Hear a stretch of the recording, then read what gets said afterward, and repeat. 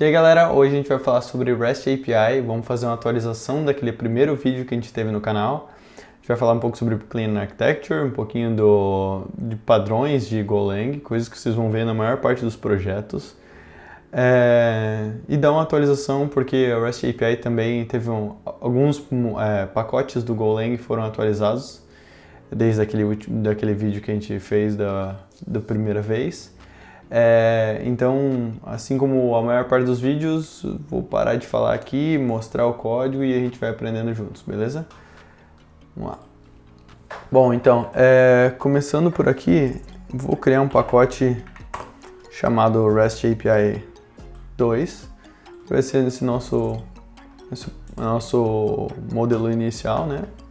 Então a gente vai criar algumas pastas que são bem padrões em Golang dos projetos. Então vou usar um padrão aqui, basicamente vou criar duas entradas. Então vou criar uma de client e uma de API. Então qual que é o lance? Em Golang, a maior parte dos projetos você vai ver esse padrão. Então dentro de CMD tu vai ter as entradas, os executáveis de entrada. Então o que vai rolar aqui quando a gente estiver pronto, a gente vai dar um go run cmd e a gente vai dar o API ali e main, ou o client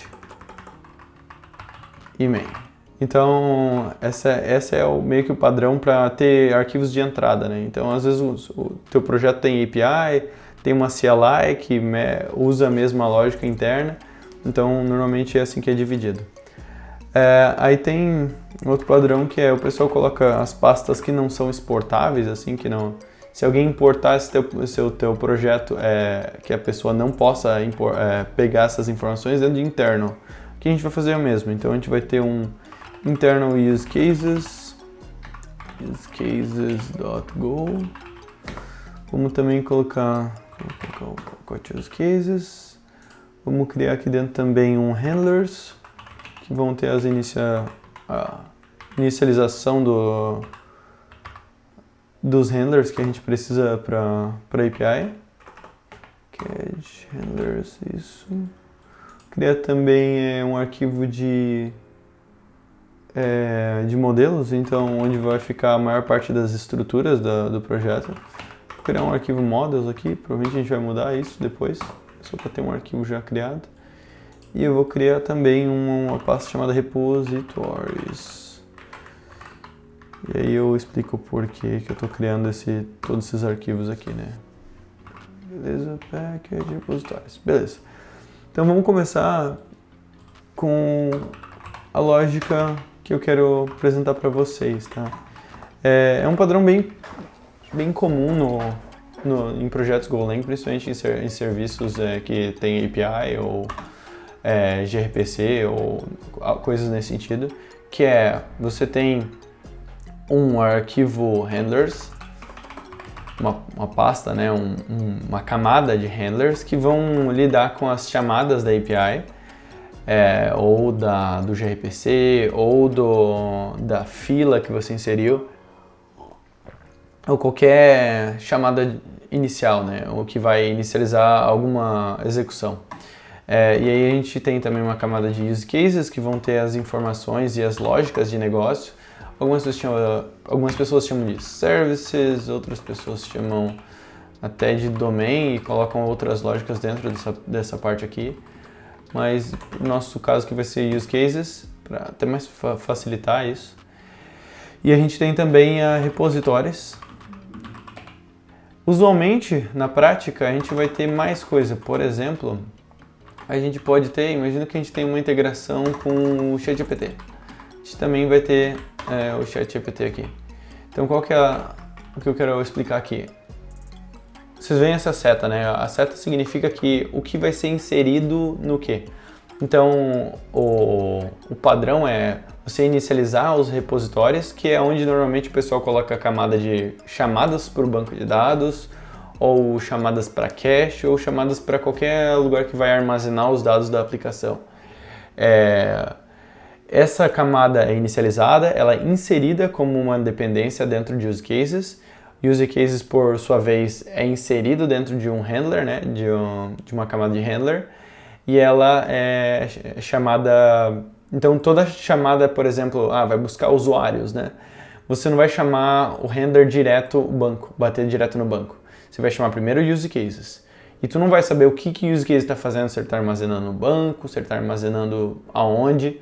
Não interessa para ti. Para a camada de handler só interessa que recebi o dado, o input, mandei para a camada que vai fazer a lógica de negócio e depois recebi o resultado. Na camada de use cases, não importa quem está chamando ela, não importa se é REST API ou gRPC ou o que seja, só interessa que ela recebeu um dado, ela vai ter a lógica de negócio para inserir no banco ou validar alguma informação ou até fazer algum cálculo complexo, vai estar aqui a lógica. E repositórios, por sua vez, eles não querem saber de mais nada além de banco de dados ou dado de armazenamento. Então ele vai receber o dado que ele precisa armazenar, vai armazenar e falar que foi armazenado. Ele não sabe diretamente quem está chamando ele. Mesma coisa para uma implementação de uma inversão de dependência vinda de REST API ou algo nesse sentido como ChatGPT ou qualquer outro terceiro que você pode colocar aqui. Então a ideia disso é que também tenha uma interface na frente, que a gente vai mostrar, eu vou mostrar aqui um exemplo, mas a ideia de ter a interface aqui na frente é que se eu precisar trocar de ChatGPT por Gemini, por exemplo, eu possa fazer sem mexer na camada de use cases, por exemplo.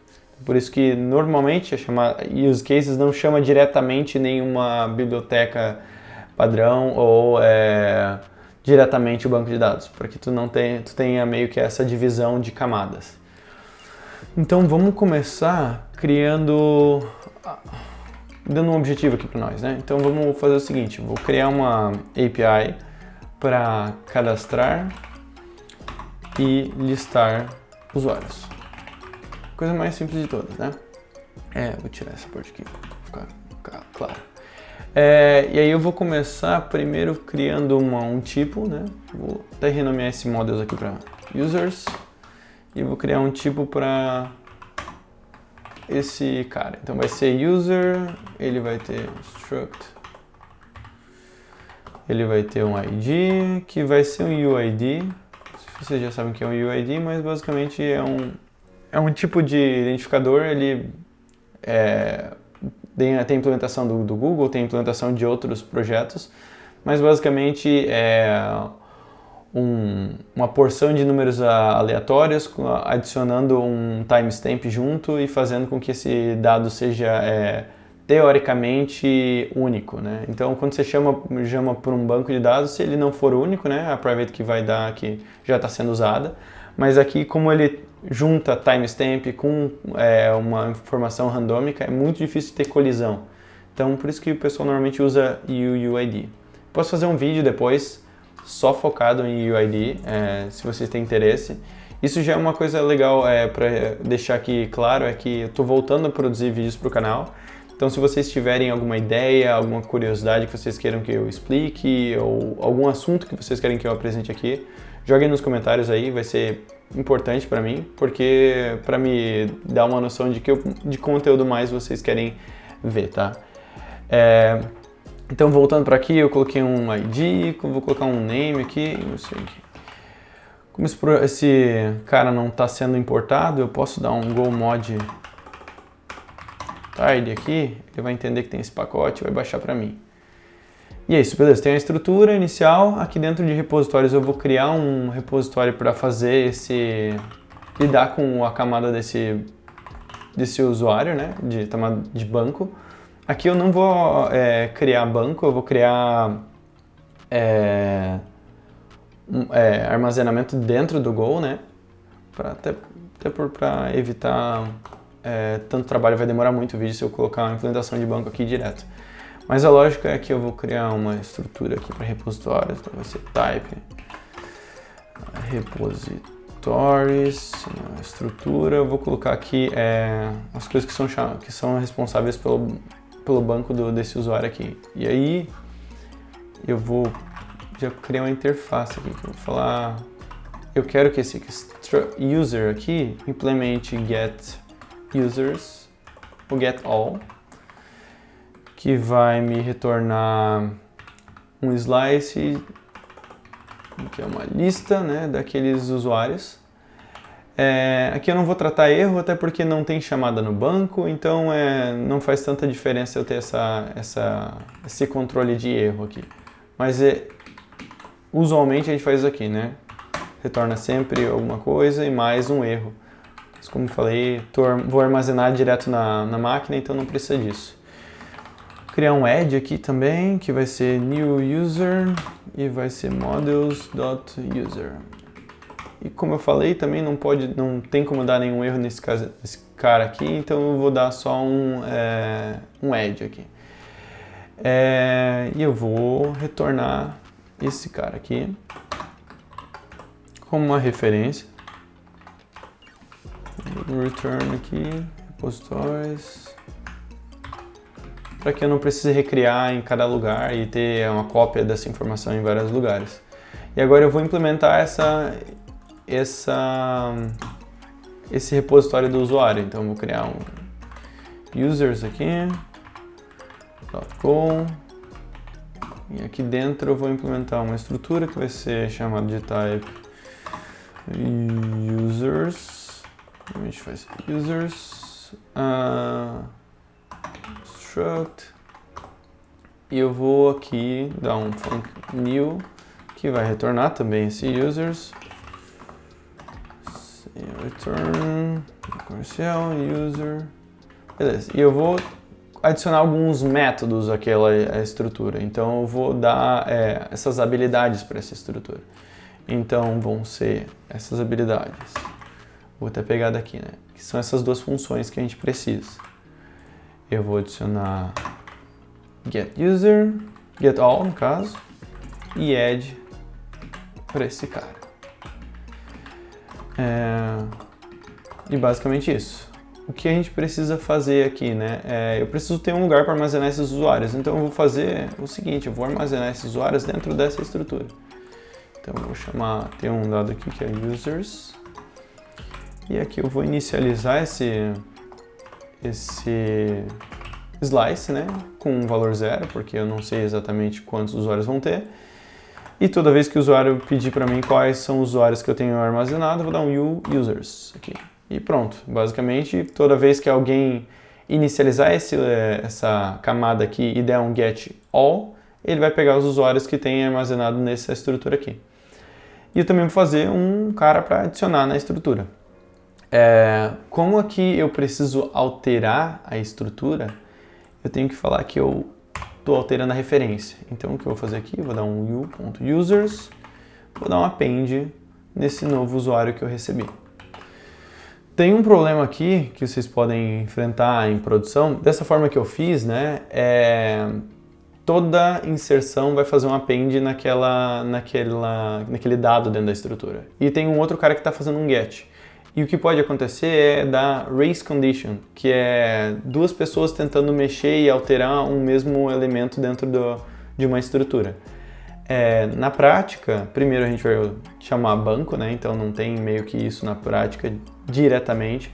Mas se você precisar armazenar em memória, normalmente o que o pessoal coloca é um mutex, né? Para poder travar e só uma pessoa poder escrever, enquanto outra pessoa está...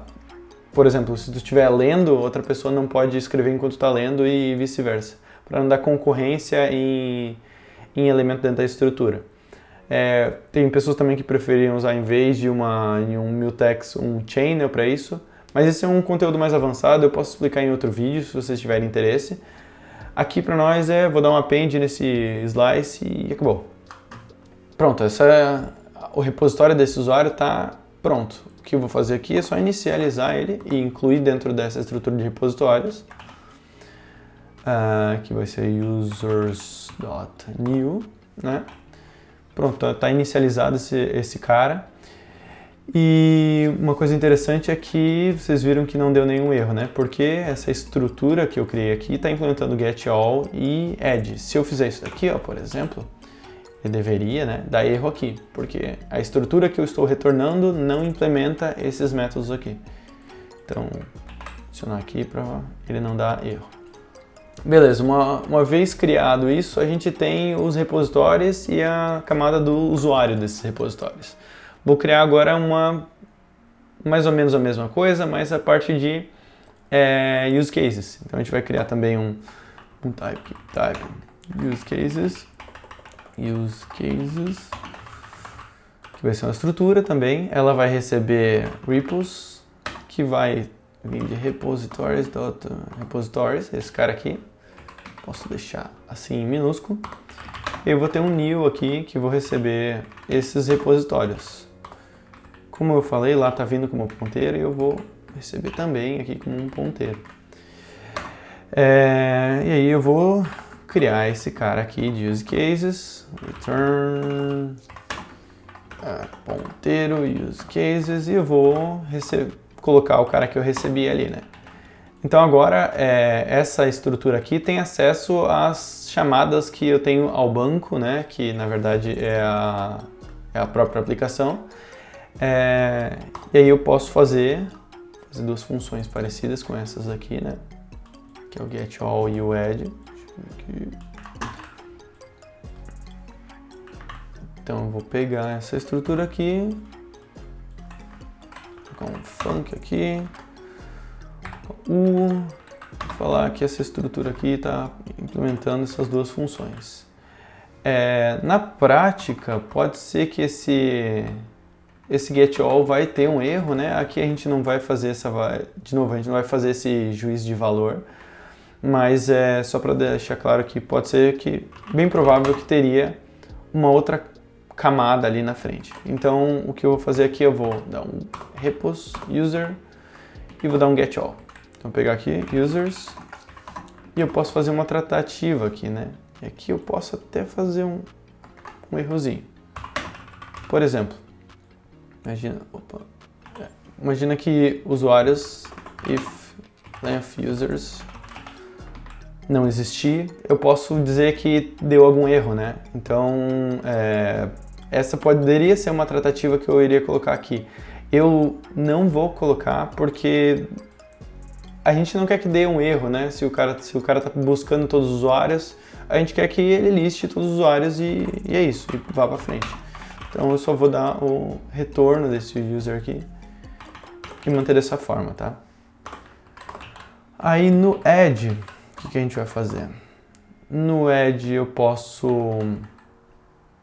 eu deveria receber um UID, né?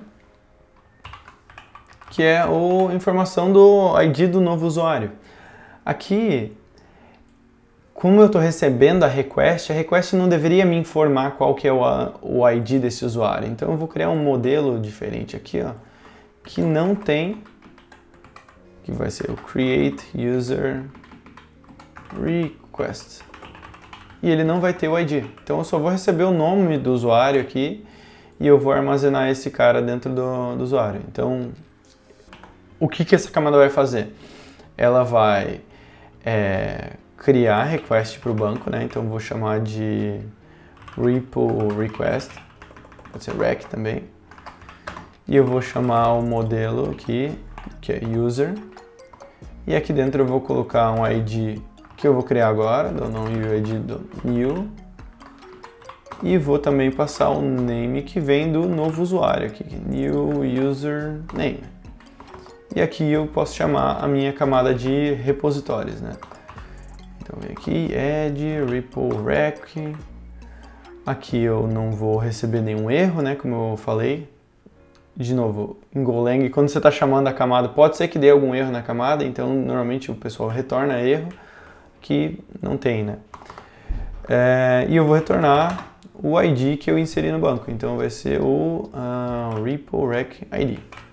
Então pronto, fiz a camada de negócio aqui. A camada de negócio, basicamente, nesse caso aqui, só está adicionando, vendo o ID aqui e mandando o nome para frente. O que eu poderia adicionar mais de lógica aqui seria adicionar, por exemplo, dentro de users um e-mail, e aí eu chamo a camada para ver se tem alguém com esse e-mail e eu faço a tratativa de dando erro ou não, caso tenha um e-mail duplicado, por exemplo. Essa é uma das possibilidades. Vou até fazer isso para ficar mais claro, tá? Então eu vou colocar aqui um e-mail, vou colocar também e-mail aqui. E dentro de use cases eu vou colocar mais um método aqui que vai ser, por exemplo, get by email. E aí eu vou receber o usuário ou não, né?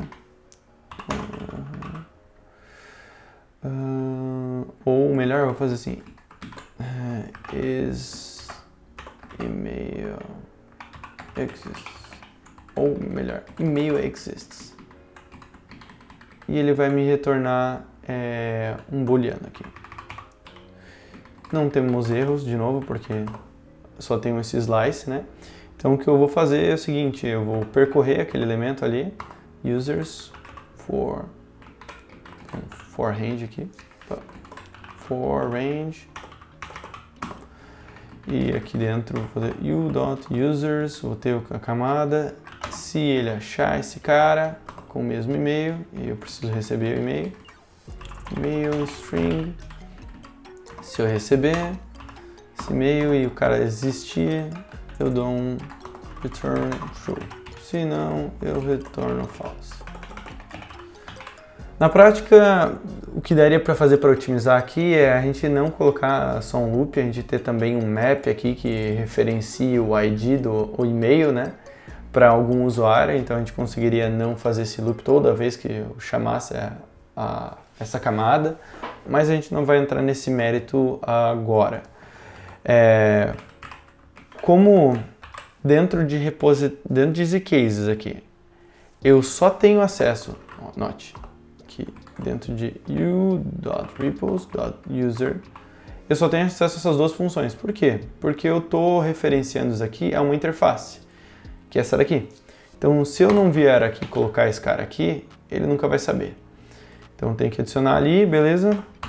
Coloquei aqui, e-mail existe, eu vou colocar para fazer a validação, né? Então, new user email, para ver se esse cara existe. Então, exist. E eu vou fazer o seguinte, vou fazer if exists. Então, se existir, eu vou retornar um erro aqui. Então, eu vou dar um uid.new e eu vou adicionar isso aqui, vou colocar um error. E vou retornar o erro, que vai ser errors, por exemplo, user already exist, por exemplo. E se não, eu sigo o meu caminho. O que eu poderia também adicionar aqui é um slog.error. Slog basicamente é um novo pacote do Go. Acho que tem umas 2 versões que ele já existe. Ele é basicamente o sistema de log, né? E ele é um sistema bom de log. Então, se você está utilizando aí, tem alguns outros, por exemplo, Logros. Esse cara aqui você não precisa ficar mandando como referência, né, e injetando a dependência do slog. Ele é meio que, tipo, ele vai estar no projeto inteiro, então tu consegue lá na main só dizer as configurações dele e qualquer lugar que tu der um slog, ele vai seguir aquelas configurações. Aqui eu vou dar um this user already exists e é isso. E eu vou dar um log nesse e-mail do cara aqui, e-mail, se eu quiser ver depois, né? New user.email, beleza. Aí caso ele não exista, né? Eu vou seguir minha vida, adicionar esse cara aqui, retornar o ID que eu criei e dar um new, né? Informar que o erro não existe. E aí, beleza, a camada de negócio está pronta, né? Ela faz as verificações que ela precisa e ela manda para a camada de banco lá e a camada de banco sabe como persistir isso. E aí agora vamos para a camada de handlers, né? Que eu tinha comentado lá no começo, que é uma camada que mudou um pouco do Golang. Então, o pacote padrão que a gente tinha lá antes, ele me deu uma mudada. O que a gente vai receber aqui? Como a gente tinha falado lá no começo. Repositories foi injetado em use case. Então, handler não precisa de repositórios, ele precisa de use cases. Então, aqui eu vou receber use cases. que eu vim de use cases da estrutura, essa estrutura. Vou criar uma estrutura também para handlers, struct. Então, handlers, e esse handlers vai ter use cases também. Vou adicionar aqui. Isso aqui é uma, como eu tinha comentado, isso aqui eu estou já mandando como ponteiro, então aqui eu também vou receber como ponteiro, eu não vou recriar isso, né? Eu vou usar a mesma referência. E aí aqui também vou criar externalizar aqui, externalizar esse handlers aqui e vou dar um return nele, retornando os handlers.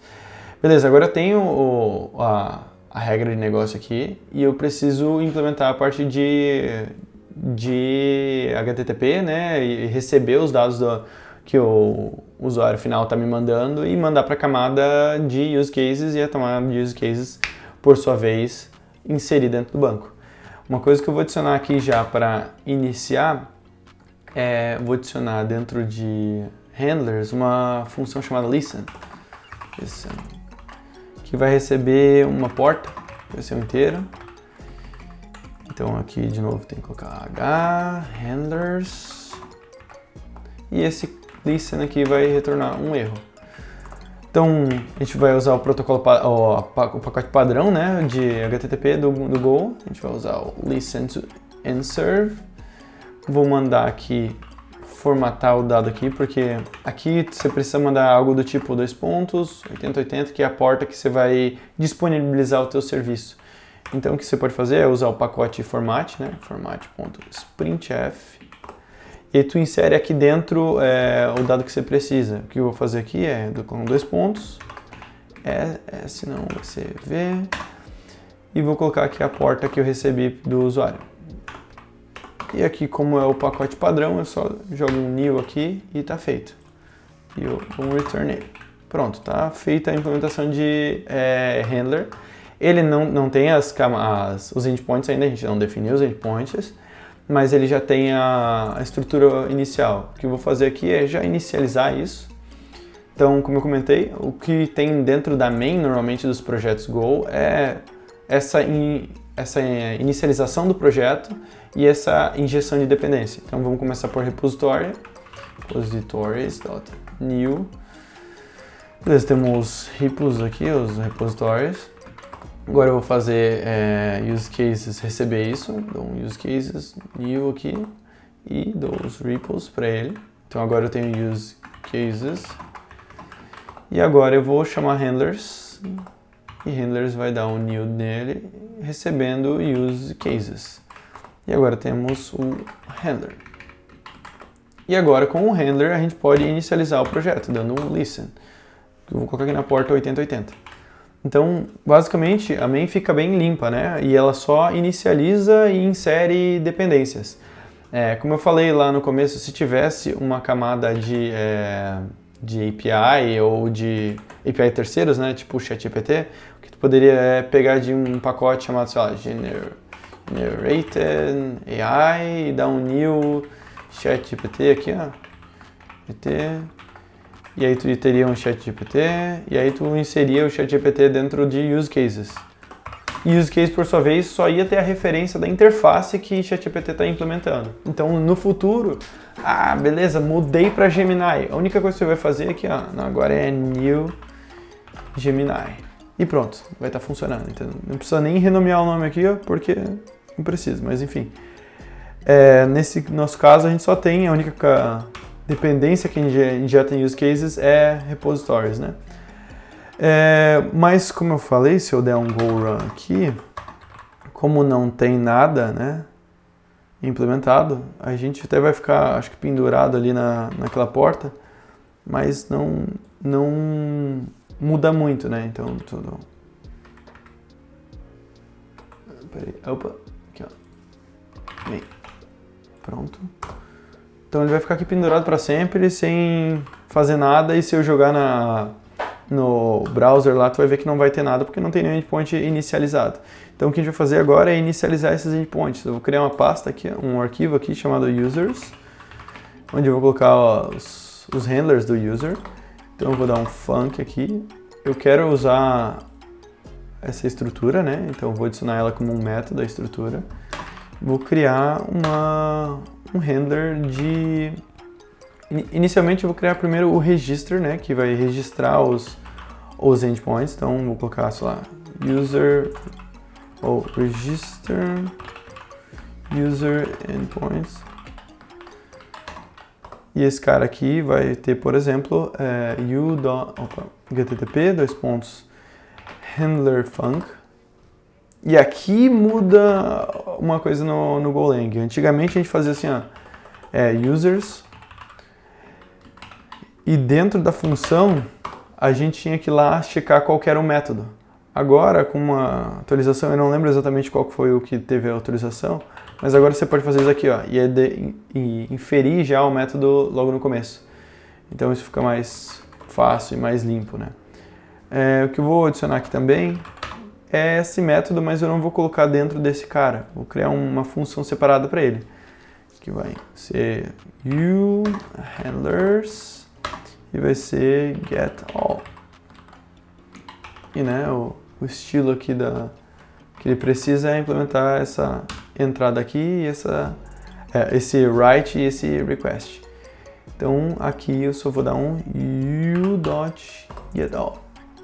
Eu vou criar um também para o add, né? Então vai ser um add user. Vou colocar getAll users, para mais claro. E eu vou criar também, como eu falei, o add users, que vai usar o mesmo endpoint, só que com um método diferente, né? O método post. Então agora aqui a gente tem um getToUsers, a gente tem a camada de HTTP, eu posso até já começar fazendo uma implementaçãozinha aqui, dando, por exemplo, um new encoder, né? Que vai mandar para o front-end lá algum resultado. E eu posso mandar que ele vai mandar, por exemplo, models.user com nada, né? Com um array vazio. E aí, uma coisa que a gente sempre faz aqui é mandar um status, né? Então, vou colocar o write header, que vai ser o status padrão, né? De get, que vai ser o status ok. dp ok. Esse cara aqui. E de write aqui, que é esse cara aqui, normalmente o status é o created. E no nosso caso aqui, ó, eu vou criar uma outra estrutura aqui, que vai ser a response dele. E a response, que eu tô numa pasta models, tá? A response vai ser o ID que foi criado, né? Então, pode ser até new user ID, alguma coisa assim. Como eu vou ter que mandar para fora, né? Eu vou dar um JSON new user ID. Até tem algumas pessoas que preferem assim, né? Então eu vou deixar assim. Fica meu case também lá para o front. E aí aqui dentro de handlers, eu vou retornar para o front models.createResponse e mandar aqui o new user ID. Como eu não vou chamar aqui a camada, só quero testar aqui para ver se ela está funcionando, eu vou dar um new UID new ID aqui. Então beleza, agora a gente tem as duas camadas, os dois endpoints sendo criados, mas não está sendo registrado. Então antes de dar o listen, vou dar um H, né? Desculpa. E aí vem register. E aqui eu vou até renomear aqui esse U, que normalmente essa letra aqui ela tem a ver com essa estrutura. Então normalmente não se usa U, se usa a primeira letra da estrutura que está aqui, tá? Para ver um exemplo, vamos só dar um get, né? Vou colocar um slog aqui para mostrar que ele está ouvindo, né? Então, listening on. Aí eu vou colocar port aqui. Aí eu vou dar um go run main. Beleza, tá escutando na porta tal. Vou pegar aqui o meu browser. E aí vocês vão ver aqui localhost 8080. Não tem nada, né, na 8080, porque não temos esse endpoint. E aqui nesse endpoint a gente está dando um vazio, né, porque não está chamando a nossa camada e também a gente não tem nada salvo em máquina. Então o que eu vou fazer, eu vou criar um cliente aqui, que esse cara vai criar os nossos, dizer que ele é um pacote main, né? E ele vai criar o nosso projeto, então ele vai criar ele vai fazer a chamada de criação de usuários. Então aqui eu vou meter um http:/post para fazer a chamada de requisição, e aí vou colocar aqui http://localhost. Aí a porta que a gente está exportando é 8080 e vai ser o endpoint de users. Aqui a gente tem que passar no post, ele pede um URL e content type, né? Content type é application/JSON. E aqui eu tenho que mandar qual que é a request, né? Então a request que a gente está querendo fazer é de criação de usuários. Vou criar um models.createUserRequest, né? Esse cara aqui, eu não implementei o parse de JSON, eu vou usar aqui, colocar um parse de JSON para ele. Então o JSON que ele pretende receber vai ser em lowercase, né? Então não vai ter maiúscula inicialmente. E aqui vai ser e-mail. E-mail. Então eu preciso colocar esse JSON aqui justamente porque é a camada que bate de frente com o que vem da chamada REST. Então preciso parsear de alguma forma, vou parsear em JSON aqui. E esse também vou parsear o resultado em JSON. E aqui eu vou criar um usuário user name Leo. E e-mail vai ser leo@leo.com. E aqui eu preciso chamar eu preciso mandar um I/O, daí eu vou fazer um new buffer, se eu não estou enganado. Na verdade, a request aqui não tem como eu mandar, porque primeiro eu preciso parsear, né? Preciso passar para JSON, então eu preciso dar um JSON.Marshall, que é converter do modelo que é estrutura Golang, né, para um modelo de JSON, né, que é uma string no fim das contas. Aqui vai ter o return. Como aqui esse cliente é só feito para isso, se der algum erro eu vou dar um panic aqui. Panic para parar a aplicação. E aqui, new reader, eu não lembro qual que é. IO.new, não, para ver, nem todo mundo lembra tudo de cabeça. Deixa eu procurar, porque eu não lembro. Vamos ver. Parse bytes to IO reader. Não é read all. New reader. Então eu vou vir aqui, bytes dot new reader, que vai vir de B. Pronto. Feito. Aí recebi, fiz a request, né? Agora vou ver se não deu nada de errado na request. E aí, erro diferente de new. Dou um panic aqui. E a resposta aqui, ela tá... você está recebendo um I/O para ler, né? Mas não tem exatamente qual que é o resultado. O resultado nosso a gente até tem, que vai ser esse response aqui, né?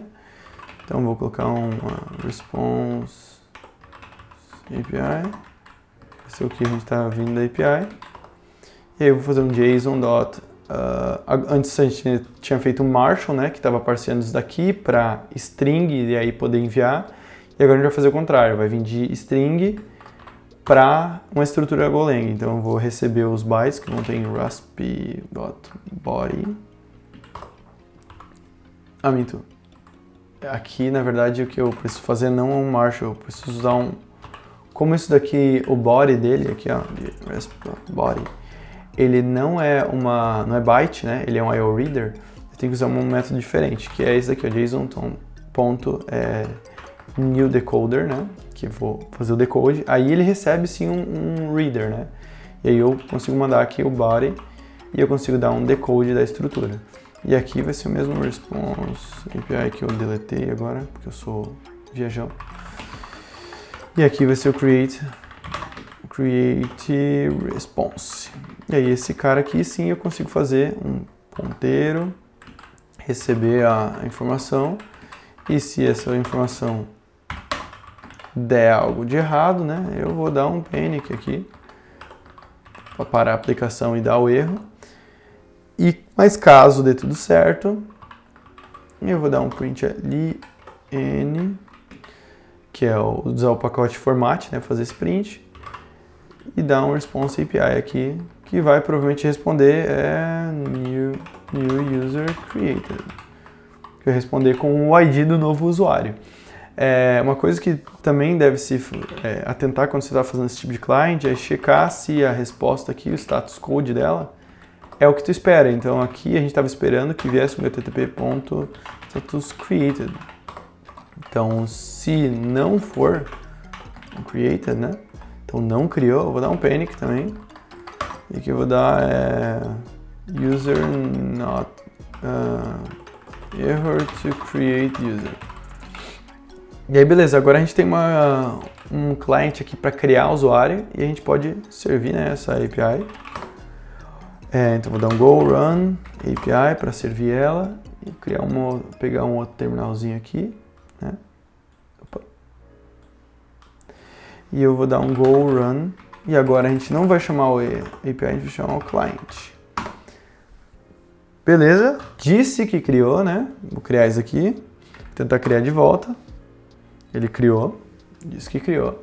Por que que disse que criou? Porque a gente não implementou aqui, né?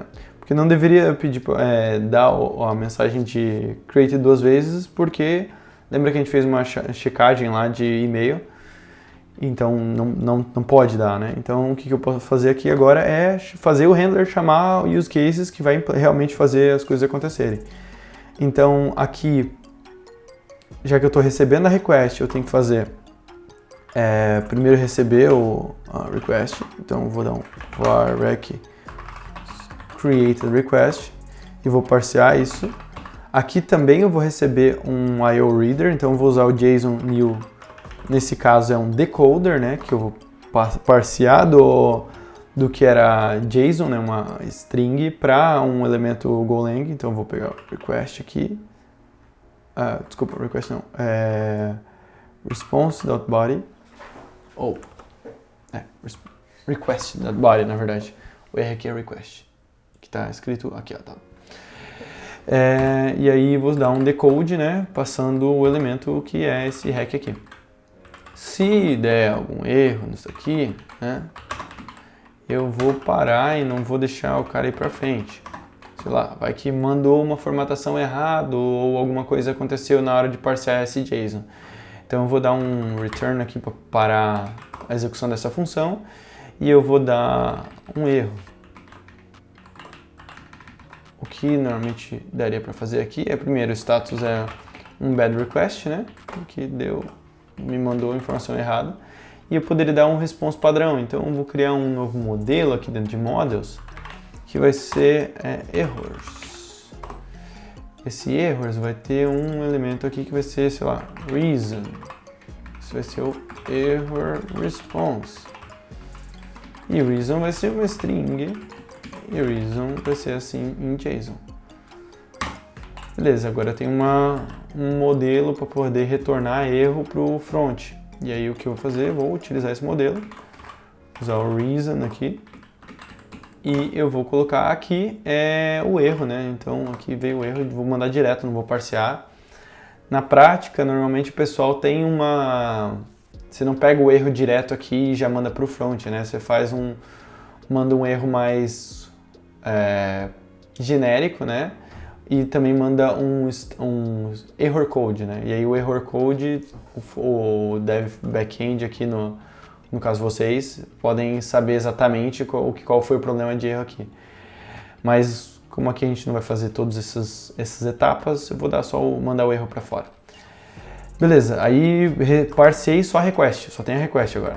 Agora vou fazer o seguinte, vou chamar use cases, chamar o add, né, que é aqui, e aí vamos passar o request, que no caso aqui a gente estava utilizando user, né, mas a gente não vai usar o created request, corrigindo aqui, e aí beleza, mandei para lá, ele pode me retornar um UID ou um erro. Então aqui eu vou pegar o ID ou erro. De novo, aqui eu vou fazer um pouco mais genérico, né? Na prática, depois que eu recebi esse erro dessa camada de use case, eu deveria verificar qual é o tipo do erro para dar um status code diferente para cada um. Mas como eu não vou fazer isso, eu vou fazer um internal server error e deixar como internal server error padrão, tá? Na prática, deveria ser checar qual que é o erro para falar, não, esse caso aqui seria um bad request, ou isso daqui seria um status internal error, para ter exatamente qual que é o status correto. Mas aqui, vamos pular essa etapa. E beleza, se criar, ele vai me mandar o ID aqui com a criação. Vamos também implementar o get user aqui, já para retornar para o front a parte correta. Então aqui eu não tenho nenhuma request para parsear, vou só pegar use cases e chamar getAll. GetAll, por sua vez, não tem um erro para ser tratado. Então vou pegar users aqui e só retornar. E aqui eu vou mandar um users. Pronto. Teoricamente a gente está tudo pronto aqui. Vamos fazer rodar aqui de volta. Vou criar um usuário. E aí tivemos o primeiro grande bug aqui, que foi, ele deu um bug e ele deu vamos ver, espaço, deu na hora de chamar a API. A API, por sua vez, deu um erro na hora de add user. Vamos ver.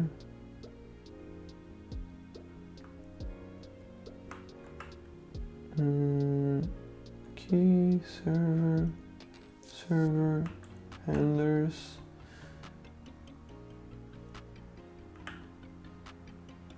Tá, talvez eu não tenha injetado. Será que eu injetei?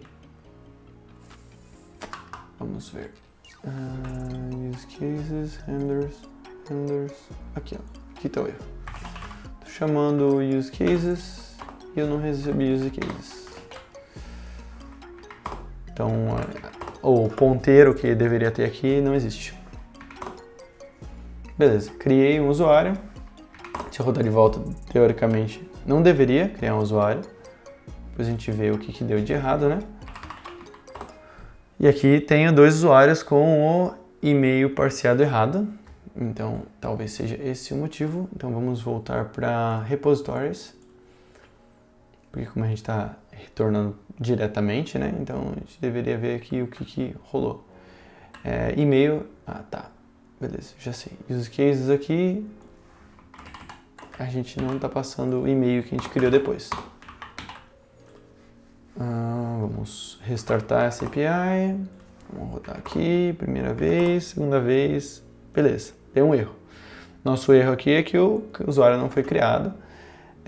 E aqui a gente deu aquele log dizendo que esse e-mail já existe, né? Então, para o cara final, o que a gente tem é um erro genérico, né?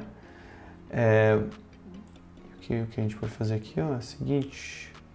Lá em client, como eu tinha falado, quando o status aqui é diferente, a gente está mandando um erro padrão, o que eu posso fazer é fazer isso daqui, parsear a resposta agora, só que com a mensagem de erro. Então aqui a gente tem um error response, né? Esse cara aqui pode ser que dê algum erro, mas se não der erro, a gente consegue parsear qual que é a mensagem exata de erro, que foi o reason, né? Então, rodando aqui de volta, ele deu user already created. Então, beleza, agora a gente tem client, né? Que é essa chamada HTTP aqui. A gente tem o nossa injeção de dependência aqui. A gente teve também a parte de handlers, né? Então a gente tem a parte de inicialização, a parte de registro dos endpoints. Agora a gente no Golang a gente não precisa usar uma biblioteca a mais, né, para poder fazer tratamento de método. A gente pode usar o próprio handler padrão do Go. A gente viu também que como parsear status, como parsear encode de JSON. A gente viu também separar essas lógicas, né? Então, dentro de use cases aqui, eu vou fazer essa checagem se o e-mail existe, para poder parsear um erro diferente ou passar algum erro para o front-end, né? E também vimos como armazenar aqui em memória esse valor. Então, era isso. Então, se vocês olharem bem aqui, que é uma parte legal para vocês verem essa estrutura aqui. Então, isso vocês vão ver se repetindo bastante. Então, API, né, dentro de CMD, que vai ser onde vai ser executado. Vocês vão ver também um pacote interno. Eventualmente, vocês vão ver uma pasta aqui chamada PKG, que são pacotes mais gerais. Então, imagina que você tem que fazer aquele exemplo do ChatGPT. Então, vou ter um Generated AI aqui, ó, e vou ter um Chat Generated AI, isso é tudo junto aqui. Opa. AI aqui. E aí você pode fazer a implementação que você quiser aqui dentro, tá ligado? E aí vai ter meio que uma lógica bem parecida com repositórios, né? Que vai ter o primeiro cara dizendo qual é a interface e os caras que estão implementando. Então aqui vai ter o Generated AI, talvez tenha aqui dentro um ChatGPT, né? ChatGPT.go, que vai ter a implementação, a estrutura, né? E aqui vai ter a interface. E aí quando você quiser mudar, você pode mudar só aqui nessa inicialização, né? Na main, e injetar. Agora estou injetando Gemini, agora estou gerando ou injetando ChatGPT. E aí, como é um pacote geral que outras aplicações podem importar o teu pacote e utilizar, né? Que não tem regra de negócio embutida. Normalmente o pessoal coloca nessa pasta PKG. E aqui, como eu falei, esse é o padrão que o pessoal utiliza. Normalmente você pode ver aqui também, além de handlers, pode ser que tenha filas aqui, queues, ou dentro de handlers você pode também inserir não só a REST, você pode inserir as entradas das filas ou até as entradas de gRPC. E aí vai ter a maior parte da lógica, vai ter dentro de use cases. Normalmente, quando o projeto começa a ficar maior, você cria subpastas aqui, né? Para deixar bem separado essa parte, ou até subarquivos. Você vê também repositórios, que bem padrão, assim, praticamente todo mundo utiliza repositórios. Algumas pessoas separam, criam um outro pacote com outro nome, mas é a mesma ou bem parecida essa lógica. Models, normalmente ou é models ou é entities, que o pessoal utiliza de nomenclatura, mas praticamente a mesma lógica. E handlers. E, bom, é isso que eu tinha pra falar, coisa pra caramba. Mas esse é o vídeo de volta, tô um bom tempo sem gravar vídeo, espero que vocês tenham gostado. Se vocês não gostaram de alguma coisa ou se eu passei alguma coisa errada, me passem nos comentários e valeu, até a próxima.